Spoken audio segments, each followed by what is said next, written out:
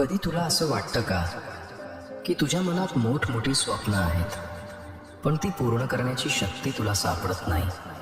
तू विचार करतोस उद्या करीन, पण तो उद्या पुन्हा मागे सरकतो आणि तसंच दिवस जातात. तुला महान कार्य करायचं आहे, पण पहिलं पाऊल टाकताना मन थरथरतं.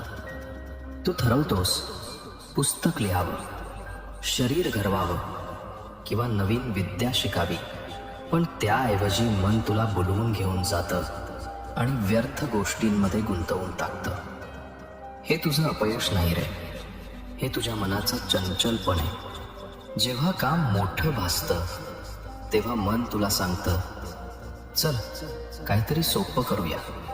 पण ऐक, आळस हा तुझा स्वभाव नाही, ती फक्त सवय आहे आणि प्रत्येक सवय बदलता येते. लहान पाऊल टाक मोठ्या पर्वतावर चढायचं असेल तर एकाच उडीत शिखर गाठता येत नाही, एक एक पाऊल टाकावं लागतं. तसंच कार्यांमध्येही कर.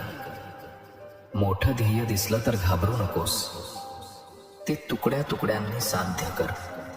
आज फक्त एक वाक्य लिही, आज फक्त एक छोटी कृती कर. हीच छोटी पावलं तुला उंच नेतील. साधी नीती पाळ, मनावर वारंवार बंधन घालू नकोस. सोप्या नीती अंगीकार. उठल्यावर प्रथम स्वच्छता कर, ईश्वराचा स्मरण कर आणि दिवसाची सुरुवात कर. हीच खरी रुटीन आहे. अशा नीतींनी जीवन शिस्तबद्ध होतं आणि मन स्वतःच स्थिर होतं. 2 क्षण नियम.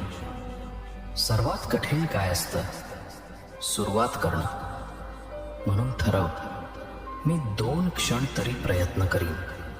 एखादं शास्त्र वाचायचं आहे तर फक्त 1 श्लोक वाच. घराचं ओझं वाटतंय तर फक्त 1 कोपरा स्वच्छ कर. एकदा सुरुवात झाली की मन हळूहळू गती पकडतं. जसं एखाद्या दगडाला ढकललं की तो आपोआप पुढे लोटत राहतो. खरी ज्वाला लक्षात ठेव. ज्यांना तू आज महान मानतोस त्यांनीही संघर्ष केला आहे. ते लहान लहान प्रयत्न करत राहिले म्हणून ते शिखरावर पोहोचले. तुझं स्वप्न म्हणजे एक ठिणगी आहे आणि तू रोज केलेली छोटी कृती म्हणजे त्या ठिणगीवर टाकलेलं लाकूड. काळाच्या ओघात ही ठिणगी महाज्वालेत परिवर्तित होईल. शेवटचं वचन. अपयश आलं तरी घाबरू नकोस, ते यशाच्या मार्गावरचं एक पाऊल आहे. 7 वेळा पडलास तरी 8व्यांदा उठ, कारण मी तुझ्या पाठीशी आहे. आजच ठरव, स्वतःवर शंका घेणं थांबव आणि कृती सुरू कर.